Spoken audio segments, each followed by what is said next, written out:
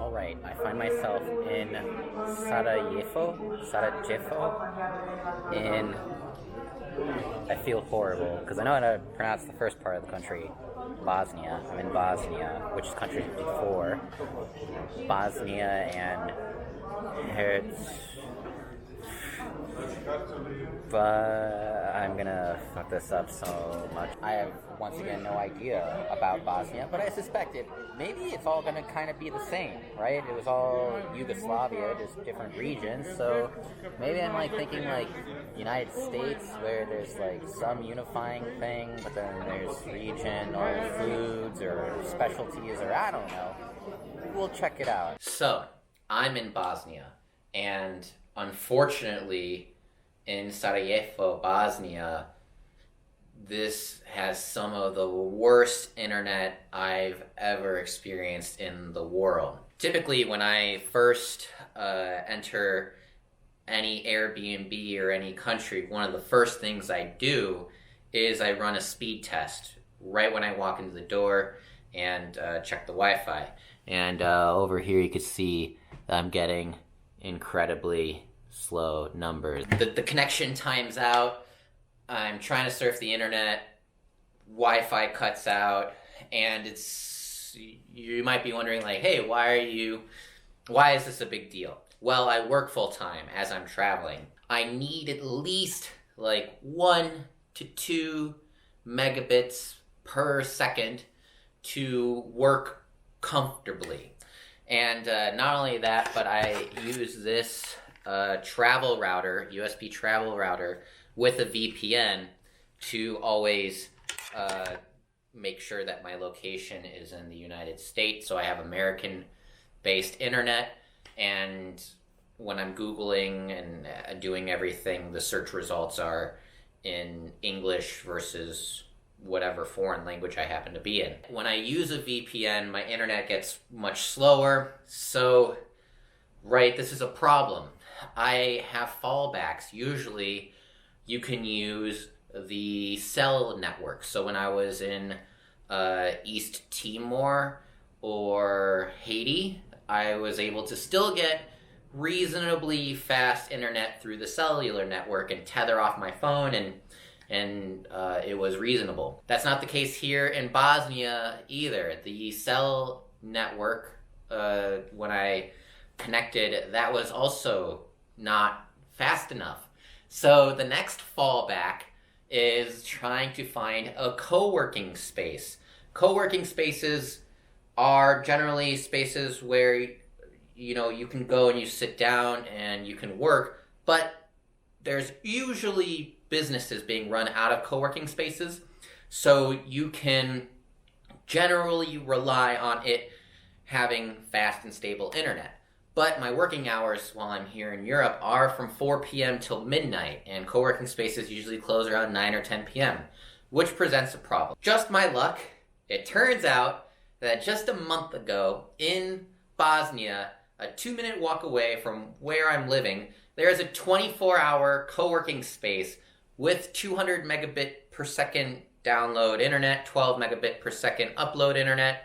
It is about $10 or 10 euros per day to be there, or $35 for the week. So of course I can't let anything get in the way of me being able to do my job and work. So I dropped the money, and I'm going to be working out of there, and problem solved. What happens if that doesn't work either and I can't work? Well, the unfortunate thing is that I probably would have had to leave the country immediately, because I'm not willing to let anything get in the way of me being able to do my job. Because if I don't have a stable income coming in over the long term, then I can't continue to travel. So I would never, ever, ever, ever let anything jeopardize or get in the way of me being able to do my job, because if I can't do my job, I can't continue traveling. So that's the top priority. So that's kind of how Bosnia is starting off for me. Off to a bit of a rough start, but at least I figured out things, and I can move forward, and it's something for me to be aware of as I'm traveling around. So back when I moved to San Francisco the first time, I found a spot called the Hacker Dojo. It's like a co-working space with free Wi-Fi and free coffee. That's all I really needed. And now, in Bosnia, I found this Nomad startup studio. And they've got excellent internet, and the space is really nice and quiet. And it kind of reminds me of my early days as a software engineer when I first moved to San Francisco. Hey. Hi. Hello. I just wrote a message. Oh, you did? Yeah, I just picking up some stuff before I come on in. So it's my second day in Bosnia and Herzegovina. You don't want to say Herzegovina because that means it's shit. So Herzegovina. I'm just having such a hard time remembering this.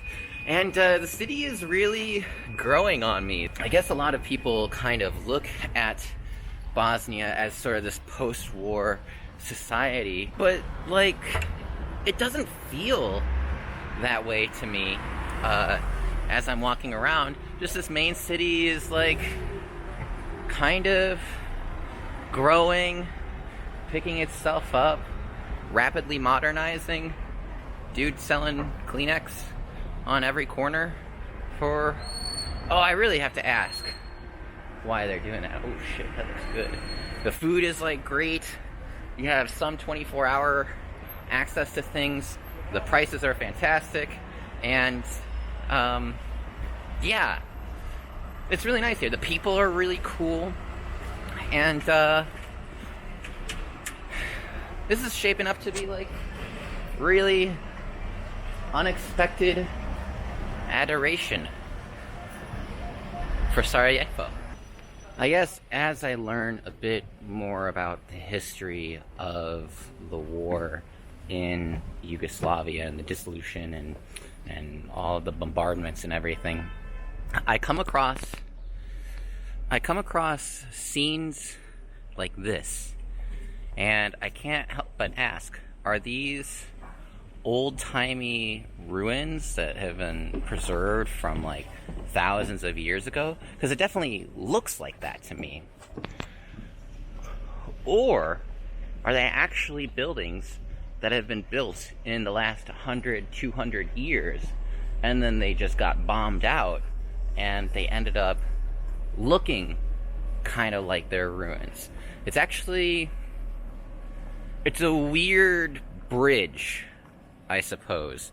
You go around the world and you're seeing these ruins that have been worn down due to time, and you come to a country who's recently, in modern times, faced war, and I honestly can't tell how historic these are. Can you? Any guesses before I find out? We'll find this out together. There's a sign right here that I'm hoping explains what this is exactly. Wow, so it is actually a historical site. It is one of the oldest inns in the city, built in 1543. It's actually a preservation site. Nothing to do with war. One thing I could definitely say is that the food in Bosnia is just generally hearty and filling. I got these dumplings with some sour cream, and the prices here are exceedingly affordable. So for this homemade dish right here, about the size of my head, it's about $3.50, $4. So, you can eat very, very well here in Sarajevo for about anywhere between $2 to $10 a day. It's exceedingly cheap. The food is delicious, hearty, filling, and yeah, it's pretty dope. Alright, Bosnia and Herzegovina is over. Final impressions? of Sarajevo. I really liked it here, and I see a lot of potential for upward mobility and growth in Bosnia. Like, the people are there, the motivation is there, and I don't know, I got this vibe, this feeling and this energy that there's potential here, and it's really up to the people to kind of see the opportunity that's laid out before them and take it. I think, though, that people in Bosnia and just in this region in general are usually more focused on survival.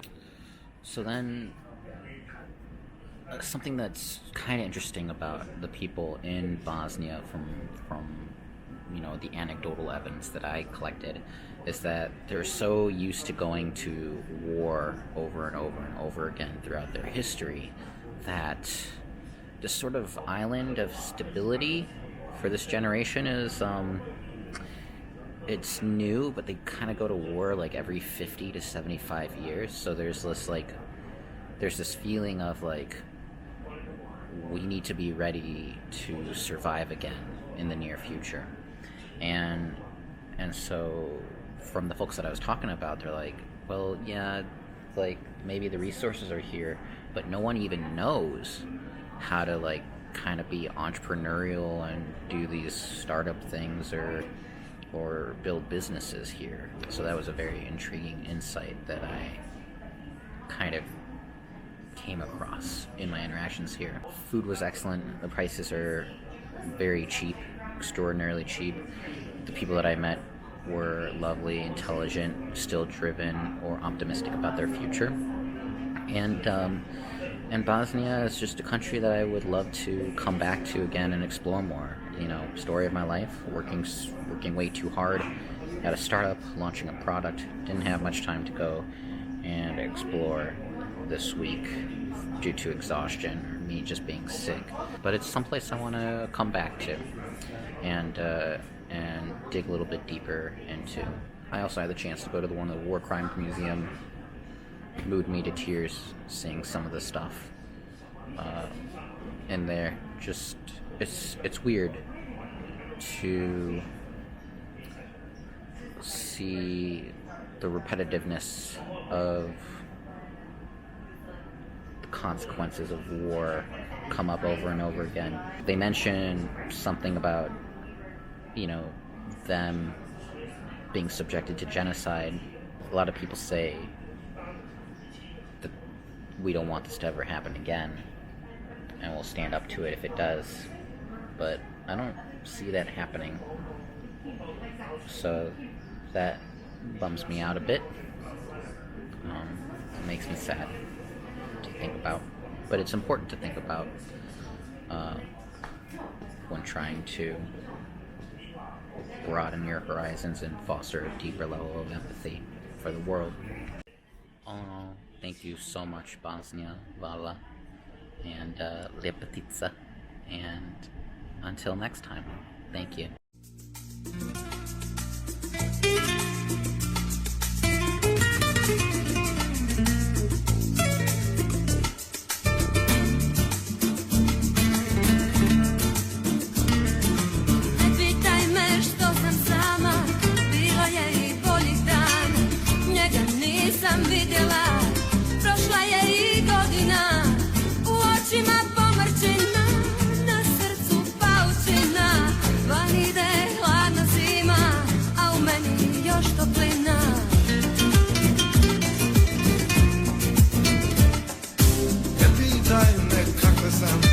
Dobar sam, dobar dan, ona me je izdala.